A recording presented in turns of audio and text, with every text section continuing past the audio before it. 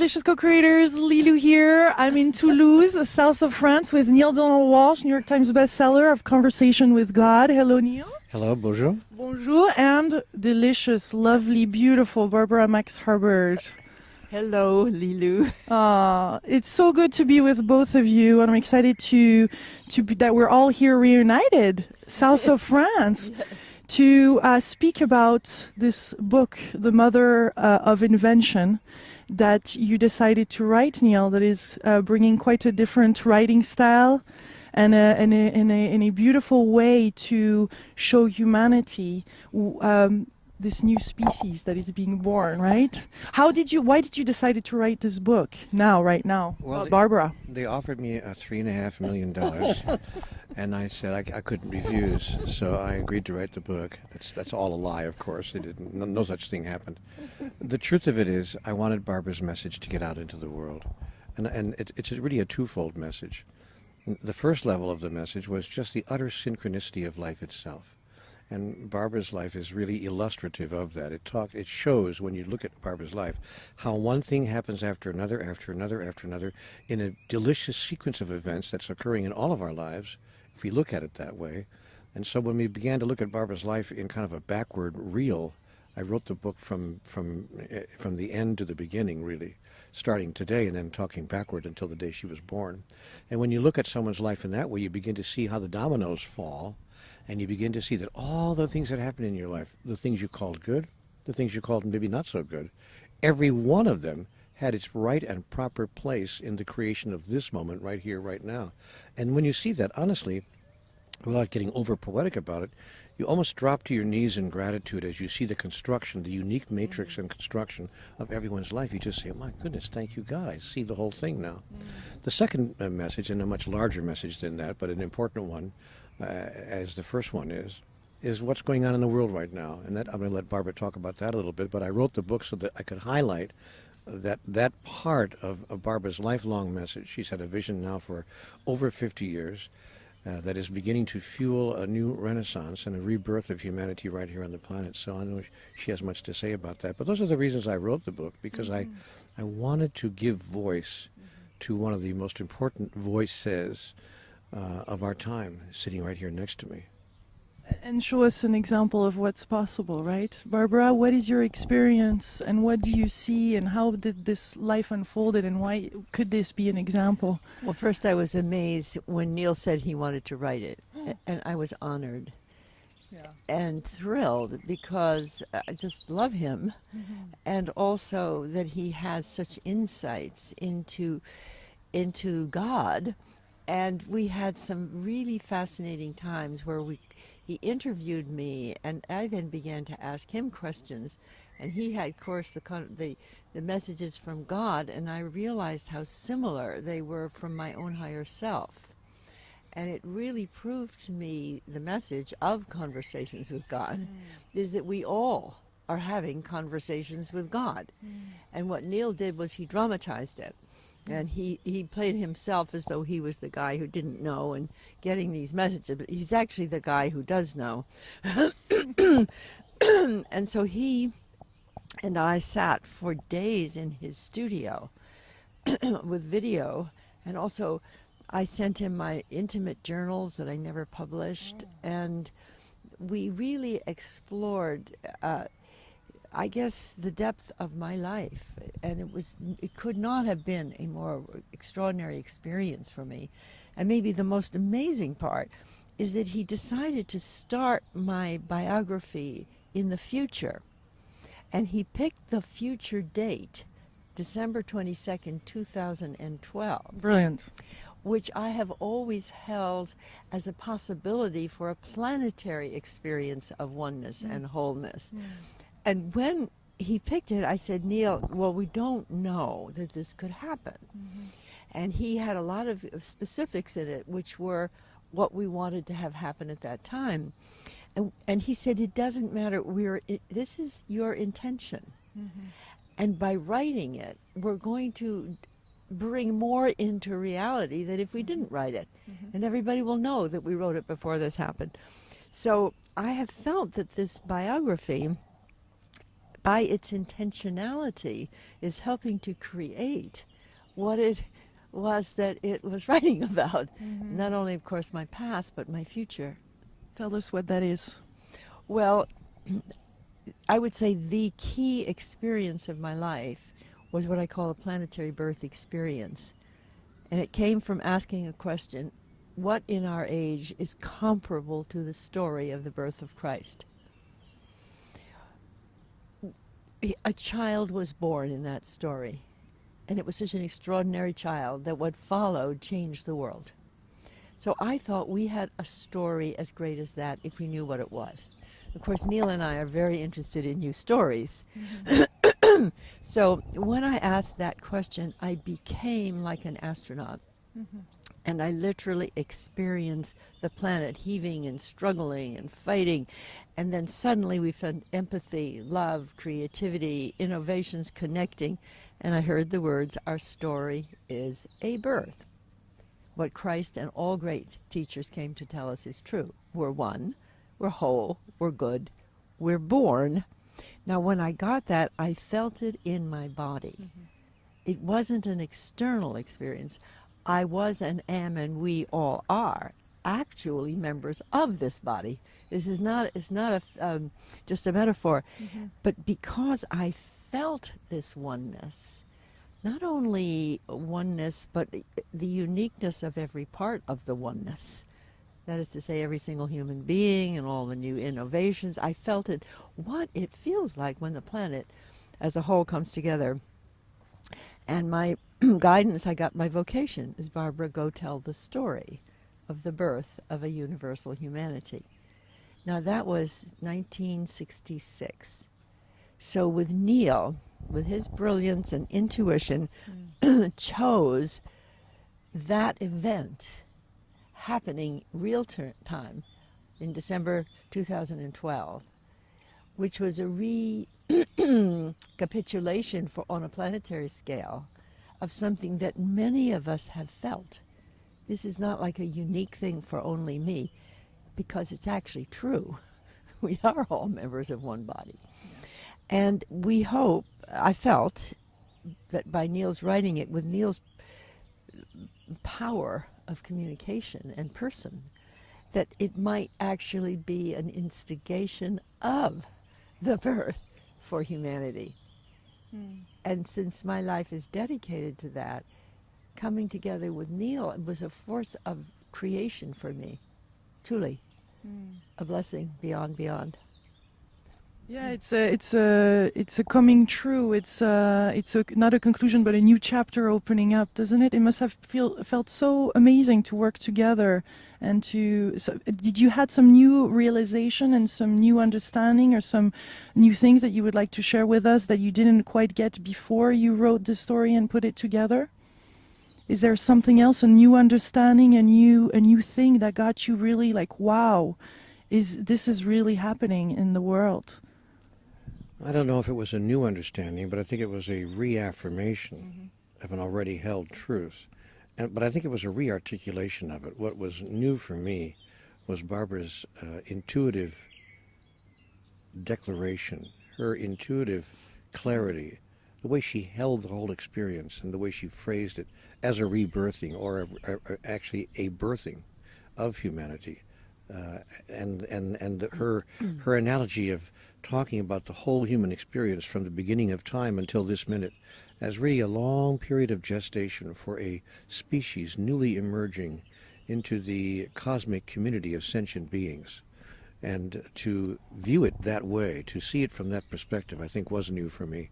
And to be able to look at it that way and go, isn't that interesting that, when you think of how old the universe is, just the universe, trillions and trillions of years old, and then how old our particular solar system is, billions of years old, and then how old our planet is, millions and multi-millions of years old. And then when you think of all of that, and then based on that, how long human beings have been in existence, is just a tiny, tiny, minuscule fraction of that overall time, which would make us, in fact, tiny, tiny babies. And seen on that kind of a scale, it's possible to view humanity really as having been truly in its own gestation period, now being birthed finally and at last, and this period of time holding such significance then for our entire species.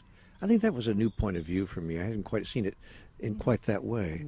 And that is a story, that magnificent story of the birthing of humanity is every bit as magnificent as the story of Christ. It's every bit as significant as well. And I think that the coming of Christ and as a salvific figure in human history was a presage to this. I think it was, in fact, an announcement of what is to come. What is possible. Of what is possible. And I think that his consciousness, the consciousness of Christ, was also a prediction of where humanity would wind up being at this point in time. We are now doing many of the things that Jesus predicted that humanity would do. Healing, communication. Exactly. These things and more, he said, ye shall do also. Why are you so amazed? He said, you will do these same things. But of course, at the time he said it, no one could imagine open heart surgery and implanting, all the various wonderful, devices that medical science has given us, much less, forgetting about even the physical side of it, much less the mental and spiritual development that human beings would experience at this point in time. I think he saw all of that, as have all the great sages and saints throughout all of history.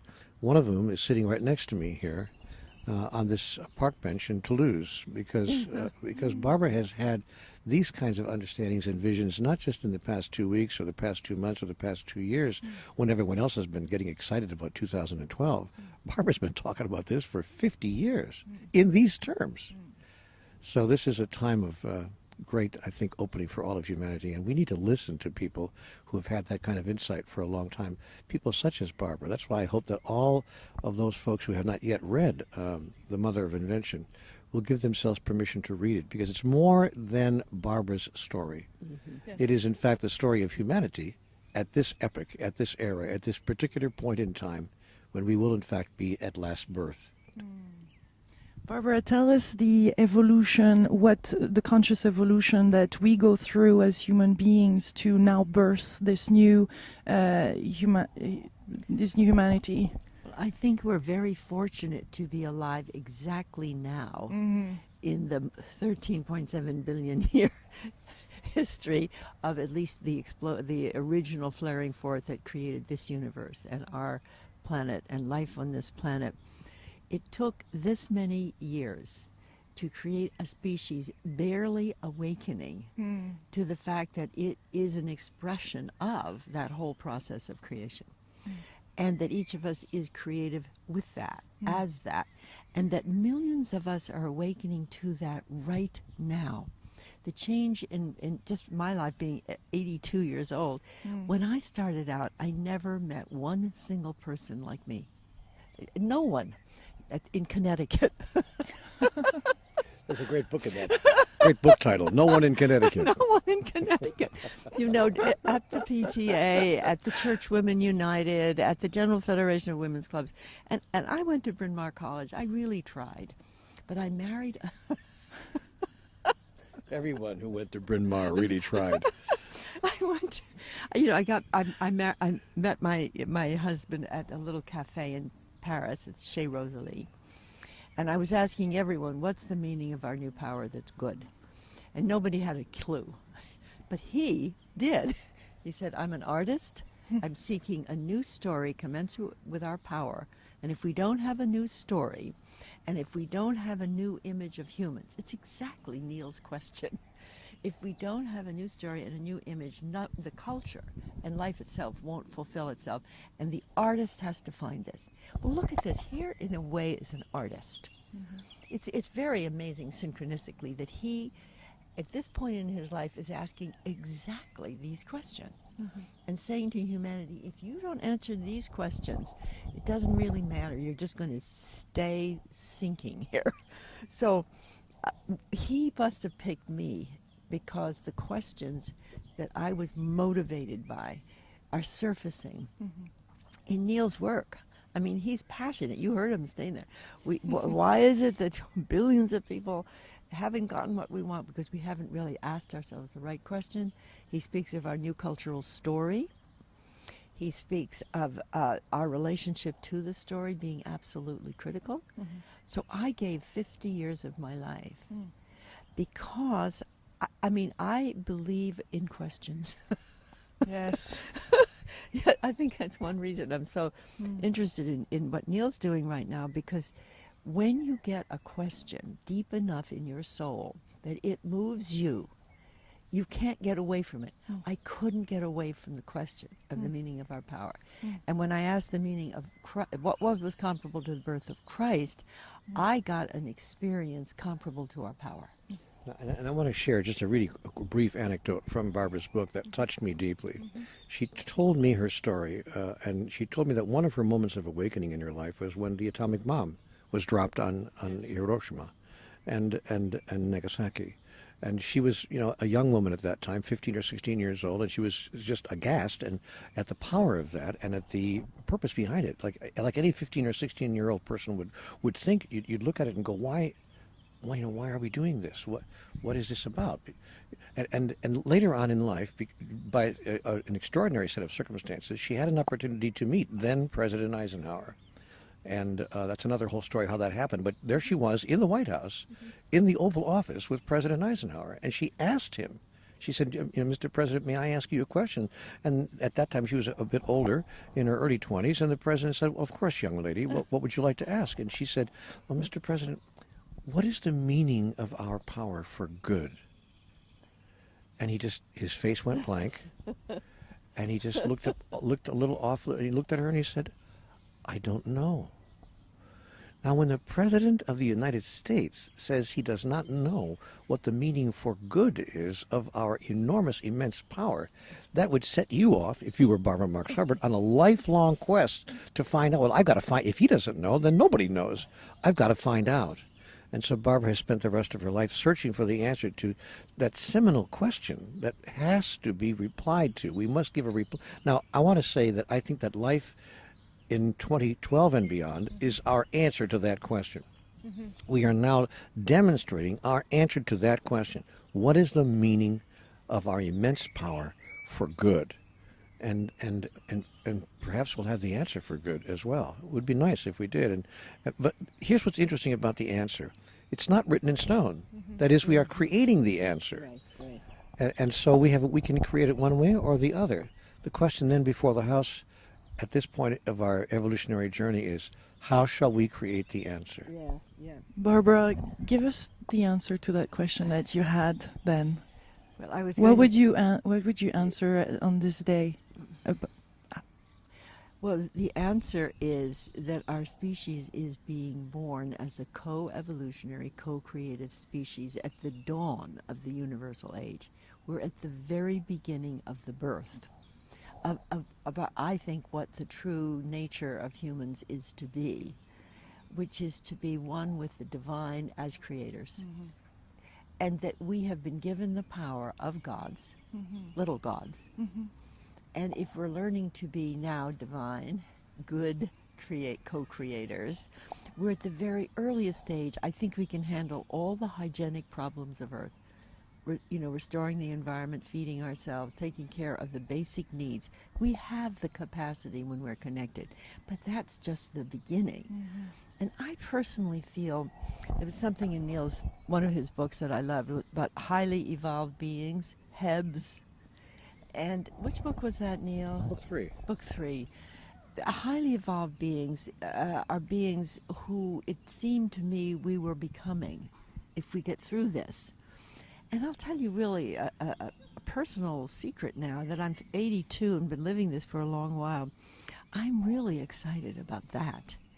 I'm not that excited about all the hygienic problems. Hygienic is like a baby's born. It's got to breathe. It's got to nurse. It's got to eliminate. And it has to have a bassinet. But you don't say, oh, that's it. You say, oh, that's the beginning. The beginning. And you need to do the beginning. But I think for the human species to have the energy, vitality, and enthusiasm to go through this beginning and do a lot of hard work, that we need to be having some impulse that makes us realize we're just beginning. And like a mother will do anything for a baby because she knows it's going to grow up. If she didn't think it was going to grow up, I don't think she could stand it. Well, I think we're going to grow up. And I feel, as an 82-year-old, very new. Because it's not that I'm growing up. I think I am going through metamorphosis, which is a change of form, where I'm noticing that the energy of this impulse creates more vitality, creates more love, creates more enthusiasm. And sometimes I look at myself and I say, I wonder if I'm becoming a universal human myself. Because I've been saying this, and because I'm so old, nobody cares. So I'm now introducing myself as an evolving human. Well, by the end of the video we did in Santa Barbara at your home, you were just beaming with light, and the video definitely captured that. There, you are the incarnation of that on Earth. We can feel it in your presence. See, and what I'm saying, this is what Neale has reflected in the book, I have never felt extraordinary. I have felt normal, but it's a new norm. And what Neale has been able to do in the book is show anybody who has lived through whatever, that's their particular design. It's all synchronistic, it's all meaningful. If you say yes to the big question that's inside you, and you're so interesting, Neale, that you're just coming now, going all around the world asking these questions. How come this is happening? Yeah, I think that the meaning of our power for good is, for how I would articulate it, is the meaning of our power for good is that it was given to us by life itself as a tool with which we could demonstrate who we are. That the enormous power that human beings and life itself has and is manifested through the human life form is a reflection and a demonstration, a representation of the power of life itself as it manifests in all sentient living beings as a means of divinity itself, understanding itself and experiencing itself. Or to put it in simple language, God chooses to know itself in its own experience. And we have only just now, with all this power that Barbara was asking about, the power to split the atom, the power at this point to unravel the genome, the human genome, the power to do all the miraculous things that we're doing right now, is just a tiny fraction, a smidgen. God says to me, you guys, that's just sandbox stuff. You have no idea of, you're just barely scratching the surface. But the meaning of this scratching the surface is to show us what's beneath that. So I think that what's going to be happening in 2012, December 22nd and beyond, is we're going to start going beneath the surface to begin to first discover, then to experience through our demonstration who we really are.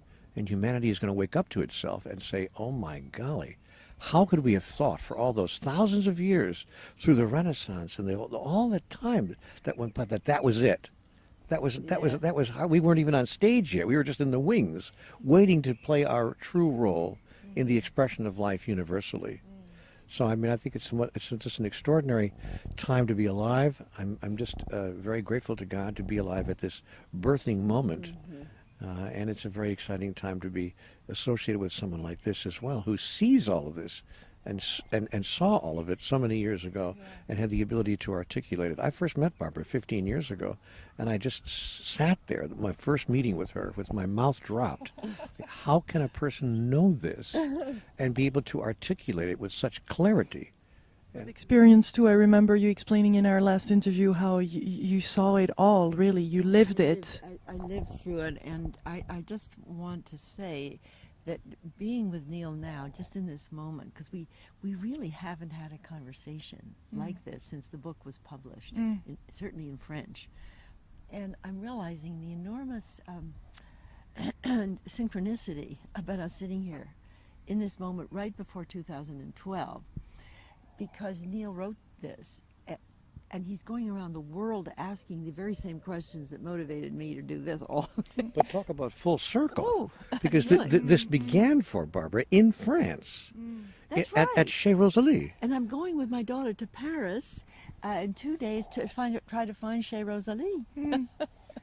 Yes, and France is such a beautiful country with so much heart, and yet the intellect sometimes it blocks the whole. But a lot of people say that it will really emerge from here in Europe. So there's no coincidence. I think definitely we're having this conversation here. Neale is so well known in Europe. He's well known in Spain. And I met with some Spanish people, and they said, well, because Neale is so famous in Spain, if the mother of invention were translated into Spanish, you would be well known in Spain.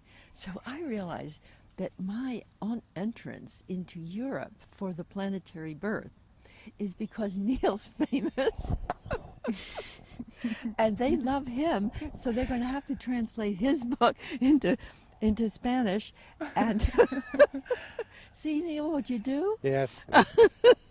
It's all part of, really, we laugh at it and we chuckle about it, but there's something afoot here. There's really something afoot. And there's mischief afoot. Really? A glint in the eye of God who said, wait until you see the whole pattern play itself out. Because, if I am well known in Europe, it's because God chose to have a conversation with me, which he's having with everyone. But he understood that I was simply a rascal enough to actually put it on paper and have it published. And whereas everyone else would have probably run from that thought and run from that idea. But Barbara's next book is The Father of Invention. The father of invention. But you know what, Neale, I have a suggestion. As you go around asking the questions, throw in Barbara's question. Say, I wrote this book, and Barbara had this question. What is the meaning of our new power that's good? And that we, Neale and Barbara, we've come up with this idea that it's going to be a birth where we all get it. And maybe you could drop the seed where you go and sell your book, but give them the clue to that at least one other person like you was obsessed with these questions. It might actually help the entire mission, as well as make The Mother of Invention a popular book. All of it is possible and included in this world. I feel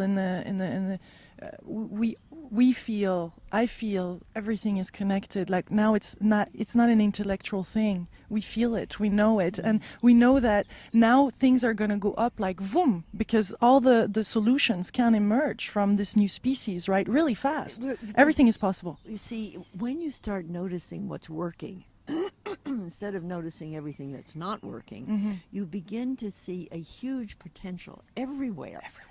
And I recently met the Vice President of the United States. I ran to be selected as a vice presidential candidate in '84. The first woman. To propose a new function in the Vice President to map, track, and connect what's working. Well, I got nominated, but of course I didn't become Vice President. So when I met Vice President Joe Biden, everyone was asking him really hard questions. Like, what do we do about poverty? What do we do about China? It was just really tough. And so I said, I have a suggestion. Why don't you start asking what's working in America and tell us that story too? His face brightened. He said, what a great idea. He said, the president could not be optimistic publicly, because if he were, it would mean he didn't understand the problems. But the vice president has an opportunity to go around and say this works and that works. And he started to tell us a lot of scientific inventions that he had just discovered. And I've written to him, dear Mr. Biden, I just want to tell you, I think it would be so good for our country and the world if you actually did that. Now, I don't put a lot of energy in it anymore, because I don't think the political system is where the change lies. I think it's with the people. But anyway, I want you to know I dropped the seed with Vice President Joe Biden. He's a wonderful man, full of life. And so many politicians are stuck in a system where they can't be their full potential self anyway, because the system is requiring that they oppose and destroy each other. Yeah, it's a very constrictive environment. It's very difficult, and Barack Obama is not the first president, I might add, to take that office and to discover how difficult it is. And we're saying this, by the way, on Election Day in France. Yes. As this program is being recorded, the French people are electing their own. 6th of May, yeah. They're electing their own next president. And so the whole world really is at this point of electing its future. in many, many forms, not just politically, but in many, many forms. And I agree with Barbara. The answer is not going to be found in politics, although a smidgen of it will be. Yes. And the answer will not be found in economics, although a smidgen of it will be. And the answer will not be found in education, although a part of it will be. And the answer will not be found in spirituality, although a part of it will be. But the answer will be found in the whole picture, and how it's put together, and how it's seen as a whole. And that is part of the power of humanity that we are now manifesting, to see the whole picture as one whole hologram, really, and to see how those various elements work together. Barbara has a wonderful 12-sphere wheel that shows exactly what I'm talking about. And if people began paying attention to those kinds of models that emerge from minds like this, they'll begin to see that holistic approach that can produce the tomorrow for which we have so long yearned. Yes, you see, when the astronauts saw Earth from space, there were no people in that picture. And no boundaries. And no boundaries, and no people, and certainly no cameras and internet and cell phones and so forth. I believe I had an overview experience of the people and the Earth as a living system, which was not visible from the astronauts' picture, and it's really still not fully visible, because so much of it is in the invisible thought realm. But I felt and experienced the thinking layer of Earth become one. So it wasn't only individuals becoming one, it was the entire systemic reality becoming one. Teilhard calls it a noosphere, a thinking layer.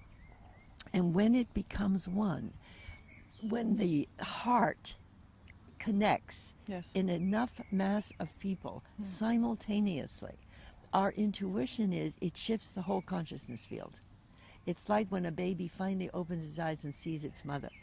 Even if it's a mess, it manages to breathe and nurse and get along. Well, we, humanity, have never had this experience as a whole.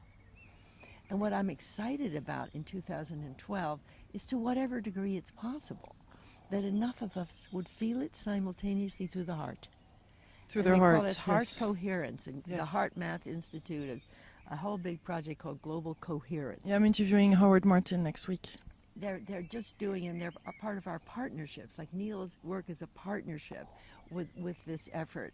But they have a global care room, and we're calling it a global birthing room. And when somebody registers, a light shows up in the Google map where you are on Earth that you just signed up. So the vision is the Earth's going to light up. And how many lights does it take to turn the Earth on? We'll see. We'll see. That's the whole story. It's actually unknown. Let's all get together into one thought. What is that one thought that we could all have?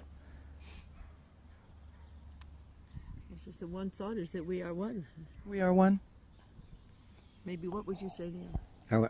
That's what I would have said. The one thought is that we are one, and that there's a larger purpose and function to life than we could possibly have imagined or demonstrated, so that really the one thought is there's more going on here than meets the eye. Or as Shakespeare wonderfully wrote, there are more things in heaven and earth, Horatio, than are dreamt of in your philosophy.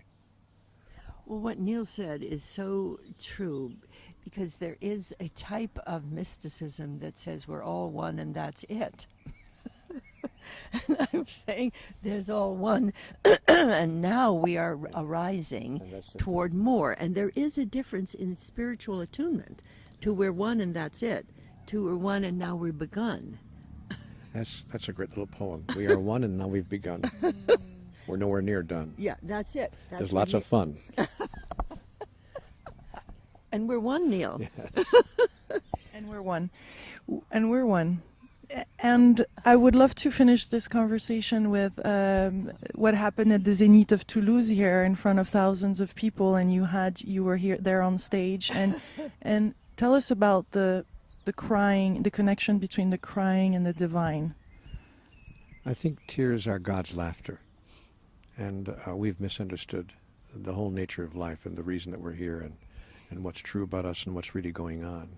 And I think that my experience, that even when I shed tears of sadness, they're at the highest level tears of joy, because sadness is merely an expression of love, and love is the highest expression of life that it is possible to experience.